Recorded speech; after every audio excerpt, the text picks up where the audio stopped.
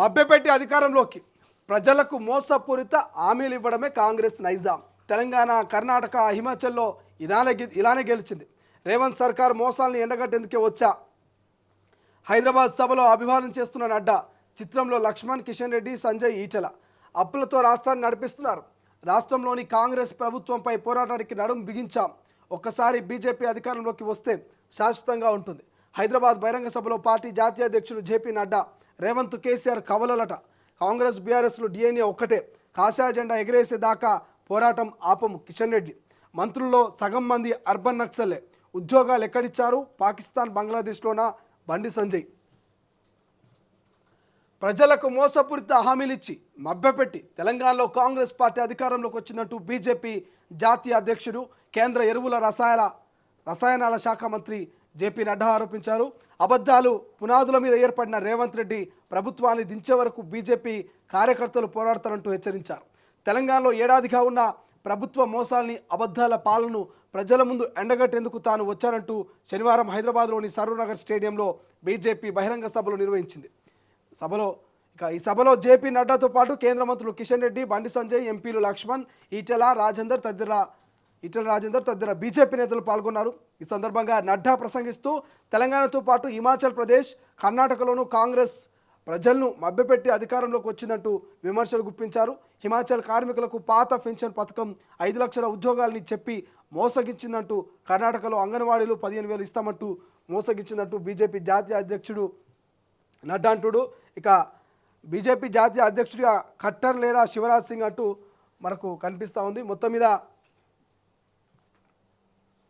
ఇక్కడ నడ్డాకు సంబంధించినటువంటి ఒకసారి వార్త చూస్తే మనము నిన్న బీజేపీ నాయకులంతా కూడా సరూర్నగర్లో ఉన్నటువంటి ఆ స్టేడియంలో, సరూర్నగర్ ప్రాంతంలో నిన్న భారీ బహిరంగ సభ పెట్టుకున్నారు. సో సరూర్నగర్లో ఈ బహిరంగ సభకు బీజేపీ జాతీయ అధ్యక్షుడు జేపీ నడ్డా వచ్చిండు.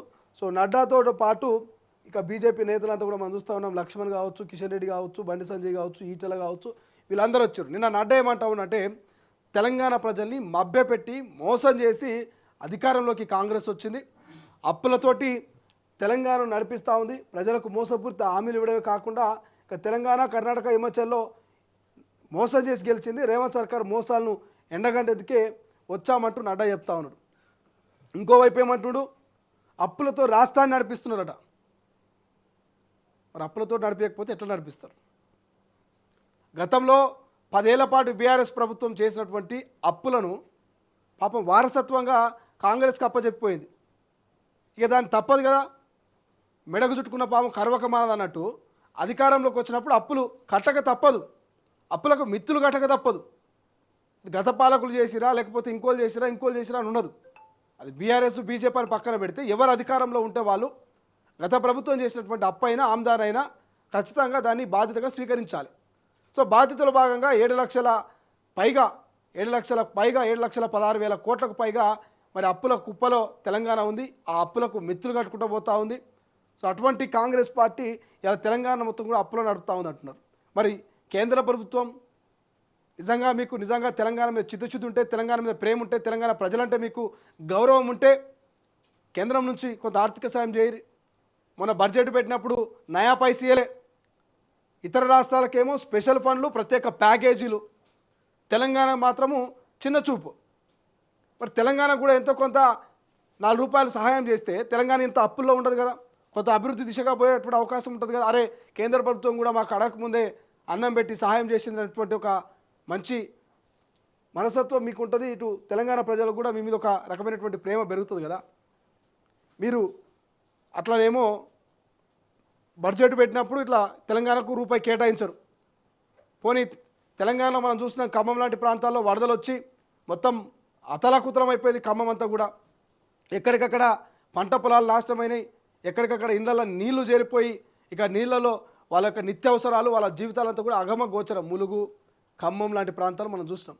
సో ఇంతవరకు ఖమ్మం, ములుగు లాంటి ఆ ప్రాంతంలో ఉన్నటువంటి ప్రజలకు, వాళ్ళకు జరిగినటువంటి వరద బీభత్సానికి జరిగినటువంటి పంటకు సంబంధించి కావచ్చు, వాళ్ళ ఇళ్ళకు సంబంధించి కావచ్చు, వాళ్ళకి ఎటువంటి ఆర్థిక సాయం చేశారు? వరద సాయం మీరు కేంద్రం నుంచి ఏమైనా వరద సాయం అందిందా? వచ్చిందో బృందం సర్వే చేసింది, హుటాహుటిన ఇక జెండా ఎత్తి ఢిల్లీకి పోయింది. రాష్ట్ర ప్రభుత్వం కానీ కేంద్ర ప్రభుత్వం కానీ ములుగు ఖమ్మం లాంటి ప్రాంతంలో వరద బీభత్సానికి బలిగొన్నటువంటి ఆ ప్రాణాలు కావచ్చు, ఆ కుటుంబాలకు కావచ్చు, ఎంతవరకు మీరు సాయం చేసిర్రు? ఏం సాయం చేయకుండా అప్పుల కుప్పలో తెలంగాణ నడుపుతున్నారంటే మరి నడుపుతారు, తప్పదు కదా, తప్పదు కదా. మరి ఇక రాష్ట్రంలోని కాంగ్రెస్ ప్రభుత్వము పోరాటానికి నడుము బిగించామట. ఒక్కసారి బీజేపీ అధికారంలోకి వస్తే శాశ్వతంగా ఉంటుందట. హైదరాబాద్ బహిరంగ సభలో నడ్డా చెప్తున్నటువంటి పరిస్థితి. ఇక ప్రజలకు మోసపూరిత హామీలట. ఎవరు మోసపూరిత హామీలు ఇచ్చారు? కాంగ్రెస్ ఒకటేనా? బీజేపీ మోసపూరిత హామీలు చెప్పలేదా? బీఆర్ఎస్ మోసపూరిత హామీలు చెప్పలేదా? సో ఎటువంటి మోసపూరిత హామీలు చెప్పకుండానే ఇలా మీరు అధికారంలోకి వచ్చిరా? మీరు మొన్నటికి మొన్న గెలిచినటువంటి ఇతరితర రాష్ట్రాలు, ఈ రాష్ట్రాలలో కూడా మీరు ఎట్లా అధికారంలోకి వచ్చారు? మహారాష్ట్ర ఎట్లా అధికారంలోకి వచ్చారు? ఇతరితర రాష్ట్రాల్లో మీరు ఎట్లా అధికారంలోకి వచ్చారు? అంటే ఎటువంటి హామీలు ఇవ్వకుండానే అమల్లోకి వచ్చారు. ఇచ్చిన హామీలని నెరవేర్చారు. మనదైతే మంగళవారం, మనదైతే సోమవారం అన్నట్టు ఇలా కాంగ్రెస్ వాళ్ళేమో అబద్ధపు హామీలు మభ్యపెట్టి అధికారంలోకి వచ్చారు. కానీ బీజేపీ మాత్రము ఇచ్చిన హామీలు నెరవేర్చుకుంటా అన్నీ చేసుకుంటా అధికారంలోకి వచ్చింది. ఎక్కడ పోయినా ఏడాదికి 2 కోట్ల ఉద్యోగాలు మీరు చెప్పారు కదా, 10 ఏళ్ళు అయిపోతూ ఉంది. ఆ ఉద్యోగాల కథ ఇక ఊసేలేదు. ఇక తెలంగాణకి ఇస్తున్నటువంటి ప్రత్యేక నిధులు ఎక్కడ పోయినాయి? తెలంగాణకు చేస్తున్నటువంటి మీ హామీలు ఎక్కడ పోయినాయి? సో ఇట్లా అడుక్కుంటా పోతే చెప్పుకుంటా పోతే చాలా ఉంది. తెలంగాణ, కర్ణాటక, హిమాచల్లో కూడా ఇట్లనే మోసపూరితమైనటువంటి హామీలు ఇచ్చి కాంగ్రెస్ గెలిచిందట.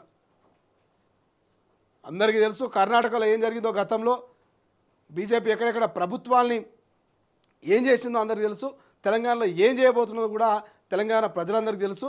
అందుకే మొన్న 8 సీట్లకు కట్టబెట్టిరు తెలంగాణ ప్రజలు. సో మరి జిహెచ్ఎంసీ ఎన్నికల్లో ఏం జరుగుతుందో చూడాలి. గతంలో జిహెచ్ఎంసీలో మంచి బలంగా ఉన్నటువంటి బీజేపీ మరి ఏం చేస్తుందో చూడాలి. అసలు కథ ఏంటంటే అసలు బీజేపీలోనే ఒక స్టాండ్ లేదనేది ప్రచారం జరుగుతోంది. అసలు బీజేపీలో 4-5 రకాల గ్రూప్ రాజకీయాలు నడుస్తూ ఉన్నాయి. బండి సంజయ్ది ఓ గ్రూపు, కిషన్ రెడ్డిది ఓ గ్రూపు, ఈటల రాజేందర్ది ఓ గ్రూపు. సో ఫస్ట్ బీజేపీ నాయకులు ఈ గ్రూప్ రాజకీయాల్ని కంట్రోల్ చేసి ఏకదాటి మీద నిలబెట్టుర్రి. ఆ తర్వాత మీరు అధికారంలోకి వస్తారా, లేకపోతే కాంగ్రెస్ పార్టీ నడుచుకుంటారా, ఇంకోటి చేస్తారా అనేది ఏం చేసినా నడుస్తుంది. సో ఫస్ట్ స్టేట్ అధ్యక్షుని అయితే బలమైనటువంటి నాయకుని పెట్టుర్రి. గతంలో బండి సంజయ్ మంచిగుండే, ఆయన తీసి ఇంకో ఆయనను పెట్టి పార్టీని నాశనం చేసినట్టు మీ పార్టీ నాయకులు బీజేపీ వాళ్ళు చెప్తా ఉన్నారు, కార్యకర్తలు చెప్తా ఉన్నారు. ఈసారైనా సరైనటువంటి రథసారథిని ఎన్నుకోండి. మీరు అన్నట్టుగా నిజంగానే వచ్చేటువంటి 2029 2030లో తెలంగాణలో అధికారంలోకి వస్తారు. ఇక లేదు గతంలోకనే పోదామంటే ఇక ఏం చేయలేం. ఇక సంజయ్ గారిది ఒక పార్టీ అవుతుంది, ఈటల గారిది ఒక పార్టీ అవుతుంది, రఘునందన్ రావు ఒక పార్టీ అవుతుంది, కిషన్ రెడ్డి ఒక పార్టీ అవుతుంది. నలుగురు 4 పార్టీల లెక్క విడిపోతారు. సో ఫస్ట్ బీజేపీ యూనిట్గా ఉండి అప్పుడు అధికార కాంగ్రెస్ పార్టీ గురించో లేకపోతే బీఆర్ఎస్ గురించో మాట్లాడితే ఓ అర్థం పర్థం ఉంటుంది. అసలైన తొలి వెలుగు. ఫాలో వాట్సాప్ @తొలి వెలుగు official.